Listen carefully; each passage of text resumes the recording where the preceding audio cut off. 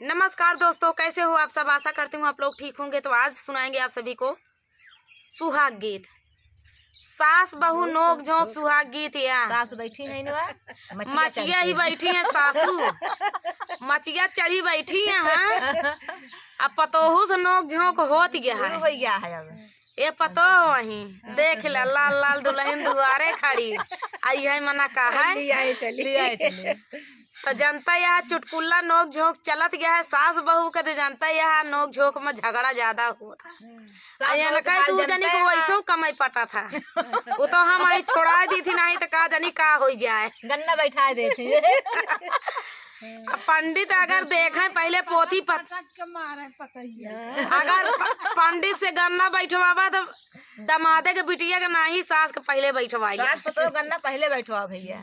अगर सास पतोहू से पटत रहे तो बेटवा तो कौनो न कौनो तरह से एडजस्ट कर ले।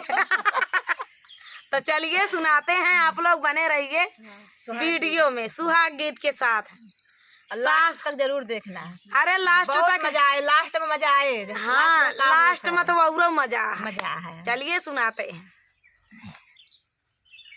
मचिया ही बैठी है सासू बढ़ाई तिनी। अरे मचिया ही बैठी है सासू बढ़ाई तिनी। अरे सुना बहुआ राजा हमारा रे लाला नवा। अरे सुना बहुआ राजा हमारा रे लाला नवा। अरे मचिया ही बैठी है सासू बढ़ाई तिनी। अरे मचिया ही बैठी है सासू बढ़ाई तिनी। अरे सुना बहुआ राजा हमारा रे लाला नवा। अरे सुना बहुआ राजा हमारा रे लाला नवा। अरे या बाही ता मोरा पूता लड़का नादनवा। अरे या बाही ता मोरा पूता लड़का नादनवा। अरे तेरा चीना जरा जीनी मारा रे लाला नवा। अरे तेरा चीना जरा जीनी मारा रे लाला नवा। पतोहिया तनिक तेज गया है। समझावे को होता है सास का कि हमार बेटवा जबे नदान है। भैया देखा रहा कैसे समझावत है। सास वही समझाई है कि अबे हमार बेटवा लड़का नदान है, देखू बर्बाद जी कही दू। जनता यह पतोहू का पतोह आए के बाद सास का न ससुर का गिनती भैया तो बेटवा पतोहू पछ बोले लगा थी। का सास वही थोड़ा टेंशन यहाँ कि हमार बेटा ना हमारा ही राय पतोहिया का ना हो जाए। अब देखा पतोहिया कैसे करा थी। जाऊ तोहरा पुता सासू लड़ी का नादनवा। अरे जाऊ तोहरा पुता सासू लड़ी का नादनवा। अरे काहे बिना कइलू गावा रे लाला नवा। अरे काहे बिना लाइलू गावा रे लाला। सही बतिया जतोका इतनी टेंशन रही तो गवन हमार काहे के लयाऊ। अरे या जाऊ तोहरा पुता सासू लड़ी का नादनवा। अरे जाऊ तोहरा पुता सासू लड़ी का नादनवा। अरे काहे बिना लाइलू गावन रे लाला नवा। अरे काहे बिना लाइलू गावन रे लाला नवा। अरे जाऊ सासू तोरा पुता लड़ी का नादनवा। अरे जाऊ सासू तोरा पुता लड़ी का नादनवा। अरे चली जा बाई नैहरे के देश रे लाला नवा। अरे चली जा बाई नैहरे के देश रे लाला नवा। अरे जाऊ बहू हर जाबू तू नैहरे के देशवा। अरे जब बहू हर जाबू नैहरे के देशवा। अरे मोरा पूता जई है ससुर रे लाला नवा। अरे तो का करे घरे में रह सासुर रे लाला ना देखा धोखा नहीं आए तो बेटवा बर्बाद करे बिना थोड़ी ले आए। यहाँ रोटी बने खियावे हमका और बेटवा हमारा लड़का है। हाँ और का पतो तने पागल ना है इनके रोटी बने ए सही है पतो बहुत चालू है ई पतो बहुत चालू है देखा सास से पटत नहीं है का पटे भैया इनसे एक हमारा है नहीं। तो चलिए सुनाते हैं।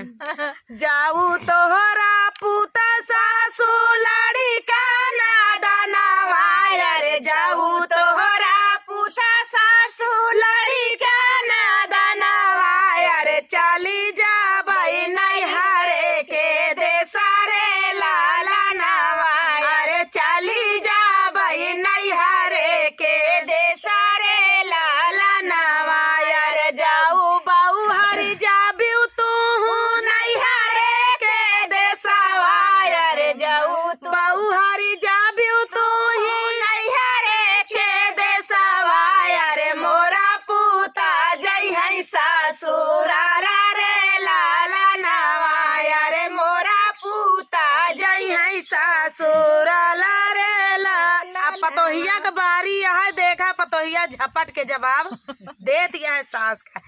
जाऊ तोहरा पुता जाऊ तोहरा पुता जासू जई है सासुरारी रे जाऊ तोहरा पुता सासू जई है सासुरारी रे हानि ले भाई बाजारा के वाड़ा रे लाला नवा रे हानि ले भाई बाजारा के वाड़ा रे लाला नवा अरे जाऊ तो ही बहु हर के वाड़िया हानि ले बियू अरे जाऊ तो ही बहु हर के वाड़िया हानि ले बियू अरे मोरा पुता कुदी है डाड़ा हवार रे लाला नवा अरे मोरा पुता कुदी है डाड़ा हवार रे। देखा जब पतोहिया वैसे है तो हमार बेटा उन वैसे बा। अब लड़का है डरवा कैसे कूदी है देखा बहन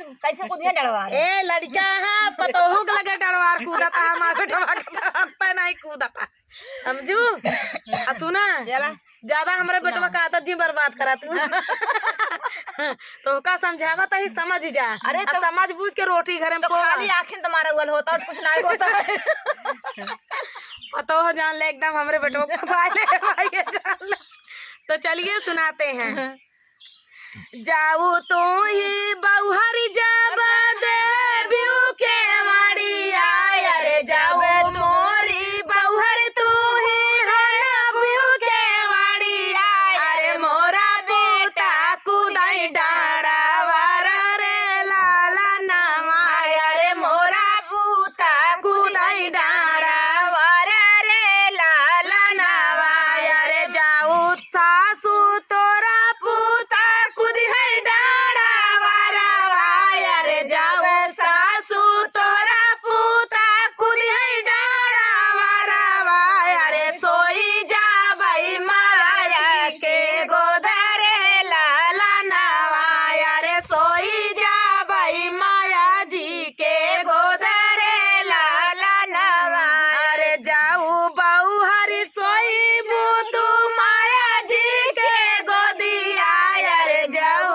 बहु हरी सोई बुतू माया जी के गोदिया रे मोरा पुता सोई है गोड़ा वारे रे लाला नवा रे मोरा पुता सोई है गोड़ा वारी रे। हाथ बतिया सही है जब तू ये तनी चलाकिया तो तोरी चलाकी के हमारे पास उपाय बा। तो अपने बेटा गोड़वारी सोवती है ना कमी तो नहीं किया है। अब देखा गोड़वारी सोत यहाँ कमी भले आप सास वही महतारी जैसे तोहार वैसे हमारे बेटवा के महतारी महतारी तो महतारी जब तू उनके गोदी में सोबू तो तोरे गोड़वारी के सो जाएंगे। उनका सरियारी कह दिया ना लड़का काहे बनाए सरियारी करत आई घबरा जी तू करा देखा कैसे करत जाऊ सास हमारे लेकिन यह देख ला इतनी हम कहा थे पतोहिया कितनी चलाकी है हमार मतलब इतनी चतुर पतो भगवान सबका दे तब बेटवन का बीते बिना मुंह घुंघुट ना काढ़ित खोले रही थे देख ले हम मुंदे जाता ये खोले जाते हैं।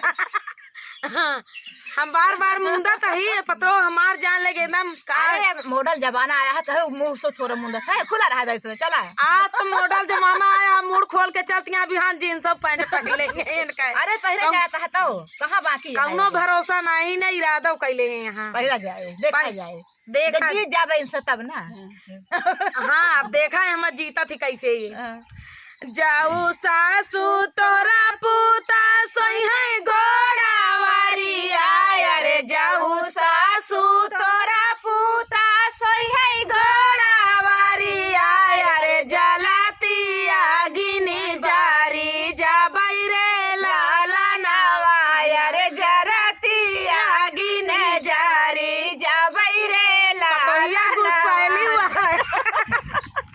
पतोहिया इतनी गुस्सैल निकले हमका पता नहीं रहा जान नहीं पाए हम शादी कर लो शादी का हो पतोहिया देख सुन के करू हो कि अगुआ के सिर्फ ऊपर भरोसा के बुलेट पे नहीं बुलेट दहेज लाइके जमानत मान से आए दहेज लाइके पतो होला यहाँ पतो कपर चढ़ी मिलबई करे तो चलिए दोस्तों दहेज पे शादी क्यों जिनके हाँ नहीं तो फिर हमारे जैसे पता तो चलिए सुनाते हैं अरे जाऊ तोहरा पूता सासू सही है गोरावारी आय अरे जाऊ तोहरा पूता सासू सही है गोरावारी आय अरे जलाती आगिने जारी जाबाई रे लाला नवाया रे जलाती आगिने जारी जाबाई रे लाला नवाया रे जाऊ बाऊ हरी जराती आगिने जादी जाबिऊ अरे जाऊ तोड़ है जाऊ बाऊ हरी जराती आगिने जारी जाबिऊ अरे मोरा बूता पानी से बुझैया रे लाला नवा तार गुस्सा बुता देंगे घबरा जी ठंडाई जाइए मतलब का कहा थी ताप ताओ जाऊ बाऊ हरी जराती आगिने जारी जाबिऊ अरे जाऊ बाऊ हरी जराती आगिने कूदी जाबिऊ अरे मोरा पूता पानी से बुझई है रे लाला नवाया रे मोरा पूता पानी से बुझई है रे लाला नवाया रे मचिया ही बैठी है सासू बढ़ाई तीन अरे मचिया ही बैठी है सासू बढ़ाई तीन अरे सुना बाऊ हरिया राजा हमारा रे लाला नवाया रे सुना बाऊ हरिया राजा हमारा रे लाला नवाया रे ये कही काला तोरा लगी है ना बाऊ हरिया रे कही काला तोरा लगी है ना बाऊ हरिया रे मोरा पूता बाऊ तई चाला करे लाला नवाया रे मोरा पूता बाऊ तई चाला बड़ा हो गए भैया इतना करते अब देखा एक बरस बीता 2 बरस बीता इनका नाटक हम देखा तही हमार बेटवा धीरे धीरे पाला शुरू कर दे सयान हो गया बहुत होशियार बुढ़िया है भैया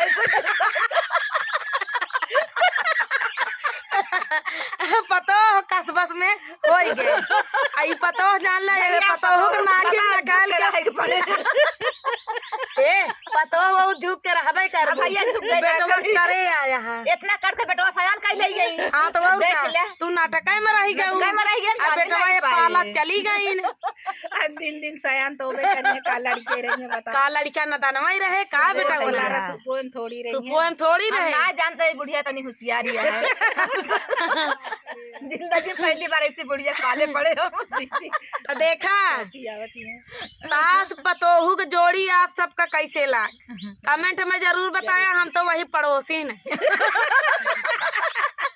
अब पड़ोसिन के काम आ मजा लेब लड़ाऊ आ लड़ाऊ देख ला लड़ाई आग बरत रहे तो बुताऊ पानी धरे यहाँ लगे पानी यह बगली रखे यही कि आग बरता तो यह शुरू कर दे बुताई दी लेकिन ओके काम नहीं पड़ा इनका बेटा के बस में ये आई गई ये ज्यादा उछरत रही नहीं हरे के अरे भैया हम जान रहे पड़ोसी आग लगावत का करी नहीं भैया हम कतल देखे आग लगावत आखिर लोटक पानी हम दिखाए आखिर आग लगावत ना पानी लाई काहे बिना ये पानी लाए कि मान ला अगिया लागे मान ला लागी नहीं गे कौनो तरीका से ये कहती वो कहती से चाहिए तो लागई बा तो ओका बतावे काम में आए जुटा है पाती मान ले का चिनगी चली आवे इनके घरे सास पतोहू के झगड़ा में। तो चलिए दोस्तों इसी तरह के गीत पड़े हुए हैं चैनल पे आप लोग जाके देख सकते हैं। तब तक के लिए मिलते हैं अगले वीडियो में, तब तक के लिए नमस्कार।